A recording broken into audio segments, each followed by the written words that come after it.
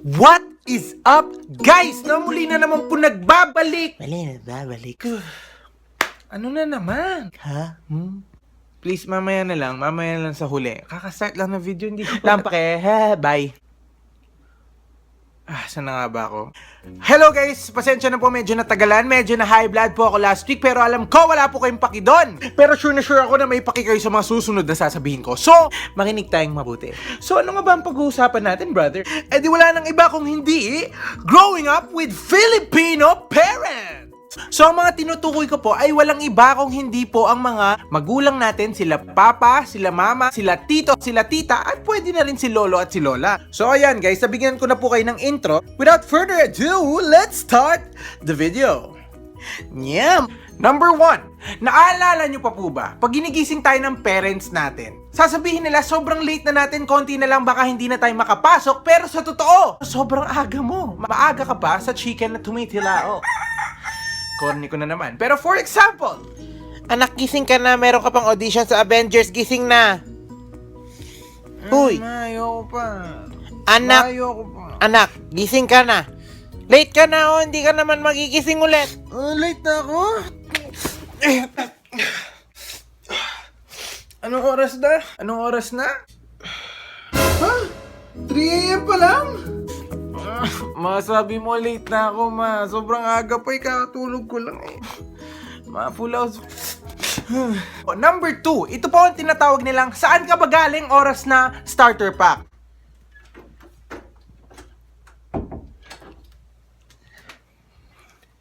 Hoy! Saan ka galing ha? Oras na ha? Ma, sorry, nakalimutan ko po mag-text pero... Nuko ne! Mupalo yung pigagan na ka ne! Or in Tagalog, hindi mo alam ang nag-aalalang inay. You know what I'm saying? Sabi mo sa akin! Saan ka galing? Saan ka galing? Ba't hindi ka sumasagot? Ba't hindi ka sumasagot, ha? Ma, sabi mo hindi ako sasagot. So, hindi ba? Sumasagot ka ba? At tigas mo na ngayon, feeling mo, laki mo na, ha? Galing ka lang sa akin. Galing ka lang sa akin. Ma, sinundan ko lang yung Matigas ka masyado, ha? Aray, sakit, mama. So, pasensya na po. Next, number 3. Siyempre po, mga magulang, mapagmahal po yan, no? At ang pagmamahal, siyempre, may kasamang disiplinan. So, may dalawang klase pong parents na nagdidisiplinan. Una po, ang mga sermon lang, okay na. Gusto ko pong Anak, McDo. no. Okay? Anak, no. Ma, bakit no? Ma, gusto ko mag-McDo. Anak, no. Ma? May ulam tayo sa bahay. Ma, please. Ma, please. Anak! I will not say this again, ha? Isa pa, mapapalo ka sa akin. Pero ngayon, I raised you up to be a good boy. Hindi kita pinalaki para maging spoiled. May ulam tayo sa bahay. Kakainin mo yun. No. Binili ko yun. No. Hindi ka magmamakto. Walang Sunday, ha? Friday ngayon. Una sa lahat. Kakainin mo ang linuto ko sa bahay. Yun ang papasok sa bunganga mo. Yun ang papasok sa tiyan mo. Yun ang gagamitin mo para mabuhay. Understand, Jacob? Kawa. Mare, kumusta? Hi, Mare. Tingin. Alam mo yung tingin. Next, may mga magulang din dahil meron mga manipulative na mga anak na gagawin nila lahat para makuha nila ang gusto nila. Talagang kailangan magkamay na bakal ang parents natin. So sa mga tao po dyan na nakakakilala kay Leatherman at kay Mr. Hanger, say hi! At alam ko, pamilyar po tayong lahat dito. For example, hoy! Ha? Tayo ka dyan, ha? Hoy! Hoy, Robert! Roberto, tumayo ka! Ha? Hindi mo ko makukuha sa iyak-iyak na ganyan, ha? McDo, tapos iiyak ka. Sabi ko may galunggong sa bahay, tapos gusto mo McDo? Ayokong galunggong. Ha? Nagtitipid tayo eh, ha? Kala mo pinupulot yung pera, ha? Pagbilang mo ng 10, pag di ko tumayo, makakatikim ka sa akin. 1, 2, matigas ka. Matigas ka. Matigas ka. Walang matigas sa akin ngayon.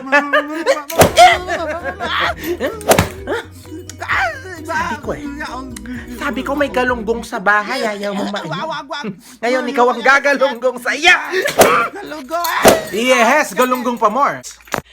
Next, kapag may lakad ka at nakabihis ka ng pang-alis, aalamin ng magulang mo bago ka umalis kung sino ang mga makakasama mo at saan ka pupunta. Ang bawat detaling pwedeng maibuklat ng iyong magulang, bubuksan niya yan. Dahil magulang siya, hindi ka lang pwedeng basta-basta umaalis ng bahay kapag hindi nila alam ang bawat detalye ng buong mundo. For example, maalis lang po ako. Saan ka na naman pupunta, ha? May birthday party lang po kasing kaklase ko. Medyo 564 birthday niya na. So, kailangan ko lang po pumunta. Saan ba yung party na yan? Dyan lang sa may Marawi. Sige na. Good answer. O, sige, paalam. Good answer, which leads me to my next questions, ha? Sino-sino yan? Saan kayo pupunta? Ano yung mga number nila? Ha? Sino ang mga magulang niya? Sino ang lolo't lola niya sa tuhod? Ha? Sino ang lolo't lolo niya sa mga balbon? Ha? Anong favorite hobbies ng best friend mo? Bigay mo sa akin. Ha? Bigay mo lahat! Ano ang blood type niya? Bigay mo yan! Pag hindi mo nabigay, hindi ka Talking about, ma? Ba't kailangan yan, ma? Ba't kailangan yan? Sa tingin mo, ganun lang kadaling umalis! Hindi kita pinalaki para maglakwad siya, anak! Upo! Walang aalis! Ang hirap, di ba? Which leads me to my next point. Number 5, noong kami ganito, starter pack. Kumbaga, lagi na lang nilang kino-compare ang generation nila sa generation natin kasi nga, nung sila ganyan. Pero tayo ganito. Anak, ano na namang ginagawa mo? Nag-Everwing. Naglalaro po ako, tapos na po ako maglaba. Ayan ka na naman sa mga games mong yan, ha? Everwing, Mobile Legends, Dota 2, Push pa mo, MMR pa mo. Wala ka nang ibang ginawa? Di maglaro? Habang ako nagpapakahirap dito, ha? Naglaba na po ako. Ginawa ko na po yung chores ko, ma. So, pwede po akong maglaro ng... Anak, makinig kang mabuti, ha? Noong panahon namin, ang linalaro lang naming wing ay ang mga pakpak ng manok at ibon pag kinakatay namin bago namin kainin, ha? Noong panahon namin, kalaro namin ang mga paru-paro at ang mga tipakdong habang nagmamasid sa sulnahim papauwi. Nagmamasid sa mga bulaklak at ang mga katas ng dahon. Ngunit kayo, anong ginagawa nyo, ha? Mama, gets ko na po, ma. Sorry, hindi na po maglalaro. Ano pong gusto nyong gawin ko? Okay, yun na naman pala eh. Susunod ka din. Oh, anak, bili ka ng 2 kilong manok, ha? Gusto ko yung fresh dun sa Monterey, ha? Luluto ang adobo ngayon eh, ha? Pakibilis na lang, pakibalik yung sukle. Bili ka din ng pechay, okay? Sige po, ma. Love you. Okay, anak, love you too! Dota muna ako. MMR pa mo. Nyam. Next, number 6. Ayusin mo ang pag-aaral mo kasi hindi po namin pinupulot ang pera, starter pack. Siyempre, automatic naman po yun, no, na lahat ng magulang gusto po nilang mag-excel sa school ang kanilang mga anak. For example, Anak, kumusta yung pag-aaral mo? Dad, okay lang po, pero papakita ko po yung test paper ko. Ano to, anak? May 75 ka? Bakit ka nagka-75? Ang dami-dami namin sakripisyo sa'yo, anak. Tapos ito lang bibigay mo? Ha? 300 na yung baon mo per day. May baon ka pa. May inumin ka pa. Tapos ibibigay mo sa amin palakol, ha? Karpintero ba kami? Para bigyan mo kami palakol. Anak, I'm so disappointed. Dad, basahin niyo po sa baba. Ano sa baba? Half day? Di ko gets. Anong ibig sabihin nun? Dad, half day pa lang yan. 75 ako. Paano pag full day na? Di 150 na! Dad, hindi po ako bagsak. I got you. Loko-loko! May pa-half day ka pang nalalaman na. Ito, ma-half day, di ba? Okay. Pag nakikipagbiruan ka and then it turns into a life lesson. Parang may sumikat na parang lalaki sa internet. Oo nga, anak. Nakakatawa, sumikat siya dahil dun sa nyam niya. Nakakatawa nga, actually. Napapasaya niya. Parang siyang naka-drugs, di ba? Parang ang naka-drugs, no? Parang nakakatawa yung drugs, no? Pero alam mo, anak, ang drugs hindi yan biro. Hindi yan nakakatawa. Ngunit ang dami niyang nasisirang buhay at pamilya. Ha? Kaya pag ako, nakita kitang nagdroga, kahit minsan, Pag nalaman kitang nagdroga, Ako mismo hindi kita papasok sa rehab. Sa presinto na kita dadalhin, anak, ha? Naintindihan? Opo, Itay. Ano nga naman nakakatawa siya? Okay ka lang, anak? Okay lang pa. Nakikipagkwentuhan lang ako eh. Okay lang pa, okay lang.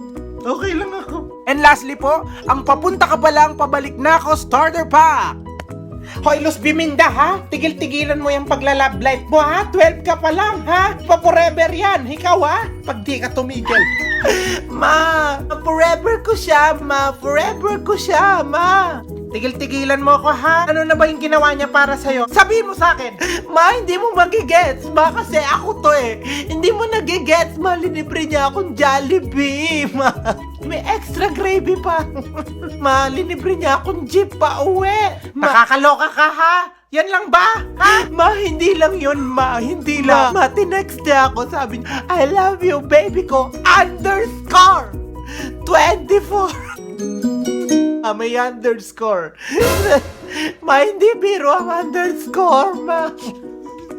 Hoy, Jennifer, pag hindi ka tumigil, ha? Sasapikin kita dito, ha? Anong Jollibee, ha? Anak, maniwala ka sa akin. 12 ka pa lang, ha? Buti pa sana kung fine dining, ha? Tapos, ha? Dapat hinahatid sundukan yan sa bahay natin. Hindi ikaw yung magko-commute. 8 piso lang! Huwag kang mai-inlove. At anak, anong underscore yan, ha? Anong underscore? You don't understand. Ha? Papaluin kita. Ako, anak, papunta ka pa lang. Pangatlong balik ko na, nagkape pa ako. Ha? Bakit, Nay? Saan ba kayo galing? Ay, ako, Jennifer! Huwag mo ko linuloko! Oh, tama na po. Okay na po, okay na po. At dyan po nagtatapos ang ating pangit mo.